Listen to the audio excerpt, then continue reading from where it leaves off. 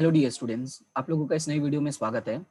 आज के हम अपने इस नई वीडियो में हम पढ़ने वाले हैं management as a science and art and a profession. Right, ये तीन चीजें हम कवर करने वाले कि मैनेजमेंट साइंस भी है, आर्ट भी है और साथ ही साथ ये प्रोफेशन भी है।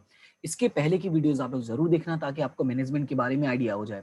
इसके पहले की वीडियोस में हम लोगों ने मैनेजमेंट का बेसिक सीखा था, हमने नेचर ऑफ मैनेजमेंट सीखा था और इंपॉर्टेंस ऑफ मैनेजमेंट सीखा था। ये तीन चीजें हम लोगों ने सीखी थे लास्ट के 2 वीडियोस में। उसका लिंक आपको डिस्क्रिप्शन में भी मिल जाएगा और साथ ही साथ आपका आई कार्ड में भी मिल जाएगा। तो स्टार्ट करते हैं हमारा टॉपिक और समझते हैं कि मैनेजमेंट साइंस कैसे, आर्ट कैसे और प्रोफेशन कैसे है। और अगर क्लास आपको अच्छी लगती है तो वीडियो को लाइक करें, अपने दोस्तों के साथ शेयर करें और चैनल को सब्सक्राइब जरूर करें। इन वीडियो को लाइक जरूर करें ताकि थोड़ा सा मुझे भी अच्छा लगे कि हाँ बच्चों को समझ में आ रहा है। क्योंकि ये लाइक मतलब आपका क्लास में जैसे रिस्पॉन्स हो रहा है, हाँ सर, यस सर, वो वाले टाइप का रिस्पॉन्स होगा ये। ठीक है, तो स्टार्ट करते हैं। समझते हैं सबसे पहले मैनेजमेंट इज अ साइंस। देखो, हम सबसे आगे बढ़े मैनेजमेंट इज अ साइंस, उसके पहले हम समझना जरूरी है कि साइंस क्या होता है। So basically when we talk about the science, science means systematic and specialised knowledge. क्या होता है? Systematic and specialised knowledge. देखो, हम लोग जब स्कूल में पढ़ते थे, राइट, जब मैं स्कूल में पढ़ता था तो हम लोग को बताया जाता था साइंस का मतलब हिंदी में बोला जाता है विज्ञान। क्या बोला जाता था? विज्ञान। हमारे सर ने हमको ये बताया था कि विज्ञान का मतलब होता है विशिष्ट प्रकार का ज्ञान। क्या होता है? विशिष्ट प्रकार का ज्ञान। अब वही बात यहां पर लिखा हुआ है, सिस्टमैटिक एंड स्पेशलाइज्ड नॉलेज, यानी विशिष्ट प्रकार का ज्ञान है। Science is a subject where rules and principles are derived and cause and effect relationship established. See, basically यहाँ पर क्या होता है, हम यहाँ पर पढ़ते हैं रूल्स के बारे में, हम यहाँ पर पढ़ते हैं प्रिंसिपल्स के बारे में। अगर आप लोगों ने 10th में साइंस अच्छे से पढ़ा होगा तो आपने देखा होगा, जब भी हम कोई एक्सपेरिमेंट की बात करते थे, ठीक है, या किसी भी हम केमिकल रिएक्शन की बात करते थे, तो उसके अपने खुद के रूल्स होते थे, उसके अपने खुद के क्या होते थे? प्रिंसिपल्स होते थे। राइट, उसके अपने क्या होते थे? रूल्स एंड प्रिंसिपल होते थे। और उसकी हेल्प से हम क्या पढ़ते थे? कॉज एंड इफेक्ट, कि ये ऐसा क्यों हुआ, इसका रीजन क्या था, वो चीजें हम समझने की कोशिश करते थे। That's why it is a science. Right, so management too has the characteristics of science such as a systematized body of knowledge, universality, cause and effect relationship based on collection of facts, analysis and experiments, verifiability of the principle, etc. अब देखो यहाँ पे बात क्या किया है कि management too has a characteristics of science. इन लोगों ने ये बोला है कि भाई मैनेजमेंट भी है ना, एक तरह का साइंस है। अब क्वेश्चन ये है कि ये मैनेजमेंट साइंस क्यों है, तो उसके लिए कुछ बातें इन लोगों ने बोली, तो उसको हम समझते हैं वन बाय वन कि क्या बातें इन लोगों ने बोला है।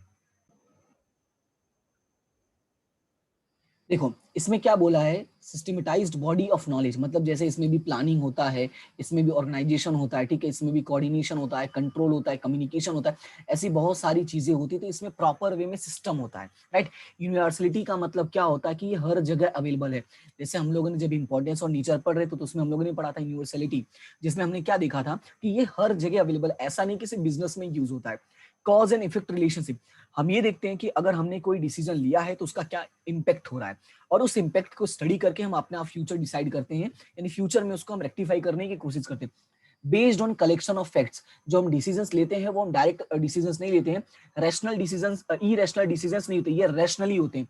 रैशनली का मतलब बहुत ही सोच विचार कर हम डिसीजन लेते हैं। दैट्स व्हाई इसमें हम क्या करते हैं? कलेक्शन ऑफ फैक्ट्स की बात करते हैं, फिर एनालिसिस करते हैं, एक्सपेरिमेंट्स करते हैं, और जो भी चीजें आती हैं हम उससे क्या करते हैं? हम वेरीफाई करते हैं, वेरीफिएबिलिटी ऑफ द प्रिंसिपल्स, यानी जो हमारे प्रिंसिपल्स हमने स्टेब्लिश किया हुआ है उन प्रिंसिपल को हम क्या करते हैं? वेरीफाई करते हैं कि क्या ये बात सही है कि नहीं है। देखो, हर चीज में बहुत सारे रूल्स एंड रेगुलेशंस बनते हैं, लेकिन वो rules and regulations time time पर वेरीफाई होना जरूरी है कि क्या आज के जमाने में इन चीजों को हम अप्लाई कर पा रहे हैं कि नहीं कर पा रहे। अगर नहीं कर पा रहे तो हम लोगों को जरूरत है कि चेंज करने, किसमें? We need to change in the principles, in the rules. Right, in the same way management भी कुछ बातों का ऐसे इंक्लूजन होता है। Like science, management has its own specific principles. Though through these principles, coordination of human resources, machine, capital, method, etc. is done. हम लोग क्या करते हैं? इनकी हेल्प से हम लोग क्या करें? Coordination of human resources, machine, capital, method, यानी जो हमारे पास चीजें हैं उनको हम इंक्लूड करके कोऑर्डिनेशन बनाकर चलते हैं सभी के बीच में। And that's why management is a science. According to doctor George Terry, science teaches us one to know. क्या करता है? ये जो हमारा साइंस है वो हमें सिखाता है, कैसे? हमें जानना सिखाता है। टू नो, राइट, कोई चीजें कैसे हैं, क्या है, इन सारी चीजों के बारे में ये हम लोगों को सिखाता है। दैट्स वाई लोगों ने बोला कि जो हमारा मैनेजमेंट है ये क्या है, एक प्रकार का science, it is a one type of a science. Clear है इतना? तो ये हमारा फर्स्ट पॉइंट है कि मैनेजमेंट इज अ साइंस। तो याद रखना कि science basically it is a systematic knowledge, systematic and specialised knowledge, it has on principle, rules and principle which shows the cause and effect, right? In the same way management is also science. Why? Because it is using systematized body of knowledge, universality, cause and effect relationship, right? It is based on collection of facts and we are verifying the principles, right? तो ये कुछ reason है जिससे ये पता चलता है कि ये क्या है, एक साइंस है। फिर बात करते हैं हम आगे, तो हमारा नेक्स्ट है इसके अंदर मैनेजमेंट इज एन आर्ट। अब देखो मैनेजमेंट आर्ट कैसे है, देखो आर्ट का मतलब अगर मैं सिंपल सी बात करूं तो हम इसको बोलते हैं कला। बहुत ही सिंपल भाषा में मैं एक्सप्लेन कर रहा हूँ, बहुत ही सिंपल लैंग्वेज में। आर्ट का मतलब क्या होता है, कला। अब ये बात को समझो, साइंस समझ में आया तो आपको ये आर्ट बहुत इजीली समझ में आएगा। तो पहले रीड करते हैं, फिर मैं अपनी लैंग्वेज में आपको एक्सप्लेन करता हूँ। Art means employment of skills. So I mean see sorry see क्या है, art means employment of skill, मतलब ये है कि जो भी तुमने नॉलेज को गेन किया है उसको एम्प्लॉयमेंट यानी उसको अप्लाई कैसे करना है, या यूं कहो कि इसको एम्प्लॉय कैसे करना है, उसके बारे में ही सिखाता है। An expertise of individual but to implement skill one should have also theoretical knowledge, पर उसको इम्प्लीमेंट करने के लिए it is necessary to have a theoretical knowledge. अगर आपके पास थियोरेटिकल नॉलेज नहीं है then you can not apply in a real life. During practical application of management rule and principle, personal skill, insight and cleverness play an important role. See situation क्या होता है कि जब आप इसको अप्लाई करने जाते हो तो अप्लाई करने के लिए आपने जो नॉलेज गेन किया है, नॉलेज का मतलब जो आपने रूल्स एंड प्रिंसिपल्स को गेन किया है, आपका पर्सनल स्किल कैसा है, आपके इंसाइट्स कैसे हैं, राइट, आप फ्यूचर कैसे सारी चीजों को देख सकते हो, सारी चीजों को अलग कैसे कर पा रहे हो, आपके दिमाग कितना है, इन सभी चीजों का बहुत ही इंपॉर्टेंट रोल होता है। Only theoretical knowledge is not sufficient. जैसे मैं बहुत सिंपल एग्जांपल देता हूं, मैं कुछ आर्ट्स की एग्जांपल देता हूं। जैसे देखो मैं बात करता हूं डांस, ठीक है, मैं बात करता हूं singing,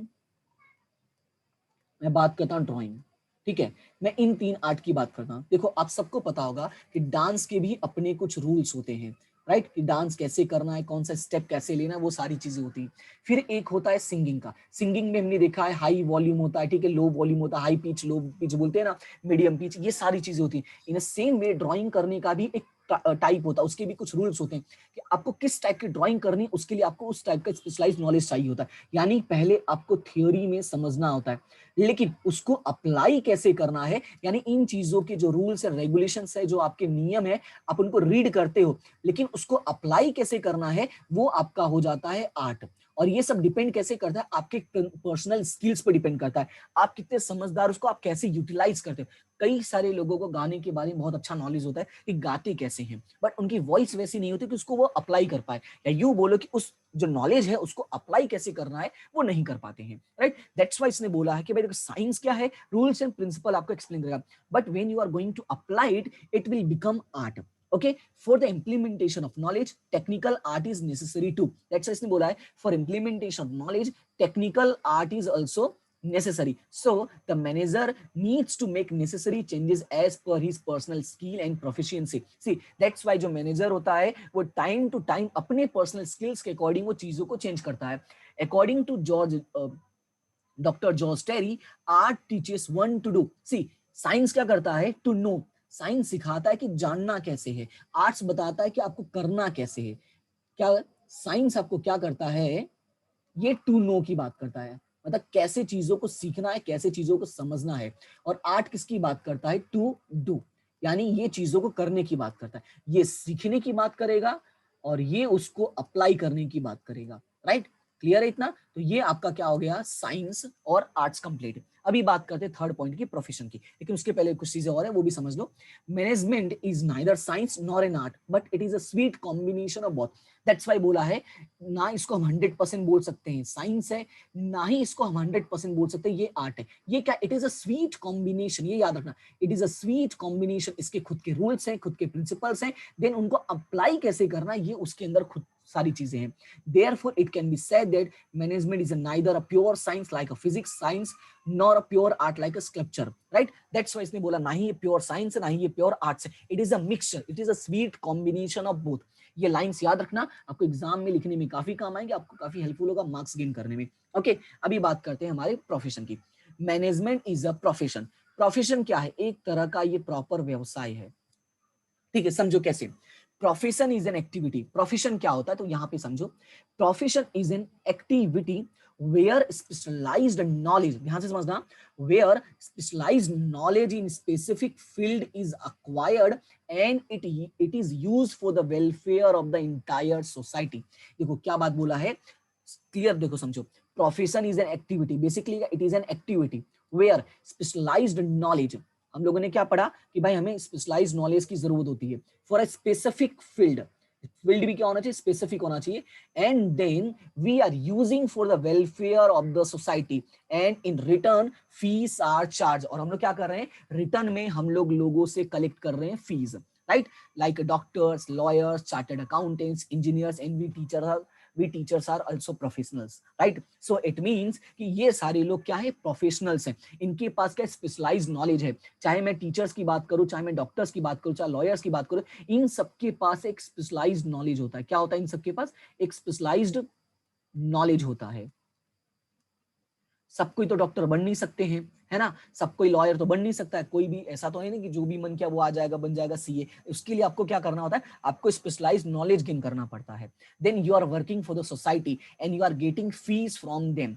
the profession of the above the profession of the above people is an activity which has the following characteristics. अब ये जो यहाँ पे नाम लिखा गया है ना, ठीक है, उसके लिए कुछ कैरेक्टरिस्टिक्स है जो आपको ये क्लियर हो जाएगा कि जो मैनेजमेंट है वो भी क्या एक टाइप का प्रोफेशन है, और उसके लिए कैरेक्टरिस्टिक्स क्लियर करना जरूरी है। The first one, requirement of specialised knowledge. अभी बात को समझो, यहाँ पे किसकी किसकी बात किया था? डॉक्टर, लॉयर्स, इंजीनियर्स, ठीक है? यहाँ पे बात किया था आपका टीचर्स की बात किया था, चार्टर्ड अकाउंटेंट की बात किया था। इन सारी चीजों को मैंने बोला, मतलब इन सभी लोगों को मैंने इंक्लूड किया था, राइट? अभी यहाँ पे बात समझो, रिक्वायरमेंट ऑफ स्पेशलाइज्ड नॉलेज। इन सभी के लिए एक चीज जो कंपलसरी है वो क्या? Specialised knowledge. As per nature of profession, specialised knowledge is required in it. For example LLB degree for the profession of lawyer. If you want to be a lawyer, यानी लॉयर की तरह काम करना है, तो तुम्हें क्या चाहिए? LLB की डिग्री अक्वायर करना कंपलसरी है। अगर तुम्हें डॉक्टर बनना है, if you want to be a doctor, professional doctor, तो तुम्हें क्या बनना पड़ेगा? MBBS करना पड़ेगा, MD करना पड़ेगा, MS करना पड़ेगा। If you are not having this degrees, it means you will not be able to be a doctor, right? हाँ, झोला छाप डॉक्टर बन जाओगे, इट मे बी पॉसिबल कि डिग्री जो होता है ना, हम लोग सुनते हैं मूवीज में भी, रियल लाइफ में भी कभी कभी कभी सुनते हैं झोला टाइप डॉक्टर, तो वह अलग मैटर है, राइट? बट हम बात करें प्रोफेशनल्स की, हम अच्छे लोगों की बात कर रहे हैं। Same as a BBA, bachelor of business administration, MBA, master of business administration. ये याद रखना, sometimes they are asking full form also, right? 1 marks का जो क्वेश्चन आता है उसमें कभी कभी फुल फॉर्म भी पूछ लेते हैं।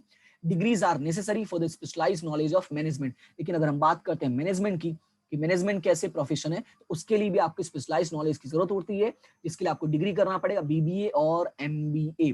ये 2 डिग्रियां हैं जो आपको मैनेजमेंट डिसाइड करती हैं कि भाई आपने इस चीज के बारे में स्पेशलाइज्ड नॉलेज गेन किया है। बात करते हैं सेकंड की, increase in knowledge and research. अभी बात को समझो, कंटिन्यूअस बेस पे लोग क्या करते हैं? एक्सपेरिमेंट करते रहते हैं, एक्सपीरियंस गेन करते हैं, और उस एक्सपीरियंस की वजह से इनका क्या होता है? नॉलेज और रिसर्च में इनकी क्या होता है? इंक्रीमेंट होता है। Like other professionals in management too, due to experience, याद रखना, due to experience and training. Continuously लोग वर्क कर रहे हैं, कंटिन्यूसली लोग ट्रेनिंग ले रहे हैं, सीख रहे हैं, there is increase in knowledge and research. अभी देखा होगा, जैसे अगर आप कभी डॉक्टर के पास गए हो, उम्मीद करता हूँ कि जाने की जरूरत कभी ना पड़े, बट अगर आप कभी जाओ तो ध्यान से अगर आप देखोगे, डॉक्टर्स होंगे, लॉयर्स हो गए या टीचर्स हो गए, ठीक है, अगर आपके आसपास कोई टीचर्स भी हो तो देखना, आप उनसे कभी मिलने जाओगे ना, तो उनके ऑफिस में या उनके रूम में ऑलवेज बुक्स तुम्हें दिखेंगी।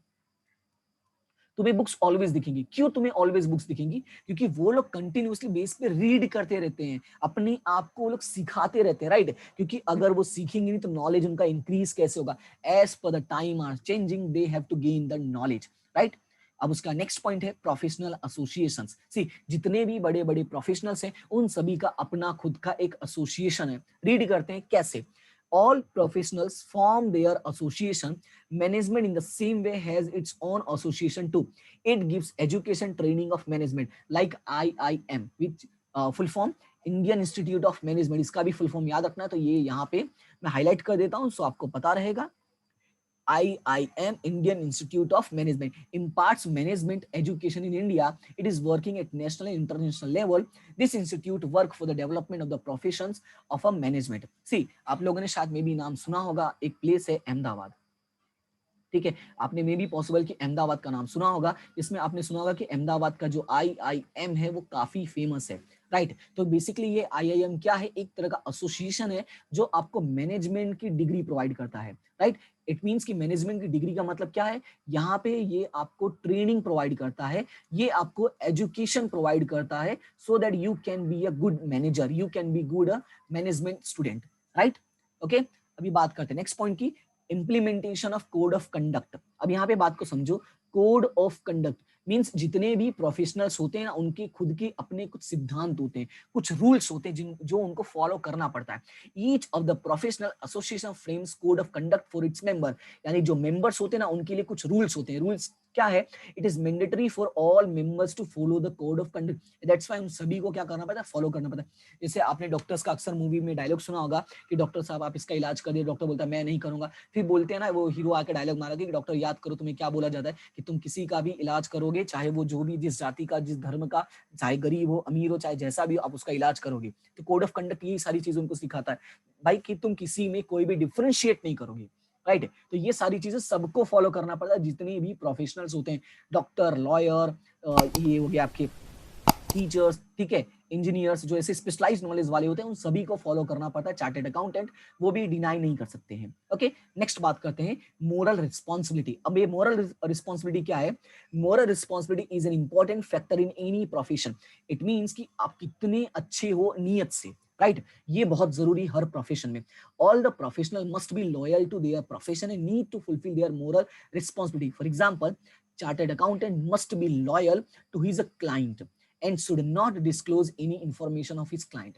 For example, अगर मान लो कि आप बहुत बड़े बिजनेसमैन हो और आपके सीए ने आपकी इंफॉर्मेशन लीक कर दी, तो इससे क्या होगा, आपका लॉस होगा कि नहीं होगा, कि आपके बारे में कई लोगों को पता चल गया। सो इट मींस कि इन लोगों को भाई मोरल रिस्पॉन्सिबिलिटी बनती है कि भाई ये लोग अच्छे से बने रहे, अच्छे से काम करे अपना, और अपने ऑनर यानी जिसके लिए काम करे, जिस पर्सन के लिए काम करे, उसके लिए लॉयल रहे। ये सभी में, अभी जैसे डॉक्टर है, अगर मान लो आपको कोई बीमारी है, उसको पता चला कि भाई डॉक्टर मतलब आपको पता, आपके बारे में कोई बीमारी उसके पता चला, अब वो जाके सभी लोगों को बता दे, सभी को इन्फॉर्म कर दे कि भाई इस पर्सन को ये बीमारी है, तो क्या ये सही है? बिल्कुल नहीं सही। डॉक्टर्स कभी ये सारी चीजें शेयर नहीं करते, क्योंकि they are loyal to their profession, right. और ये उनकी मोरल रिस्पॉन्सिबिलिटी है कि भाई इन सारी चीजों को वो फॉलो करें।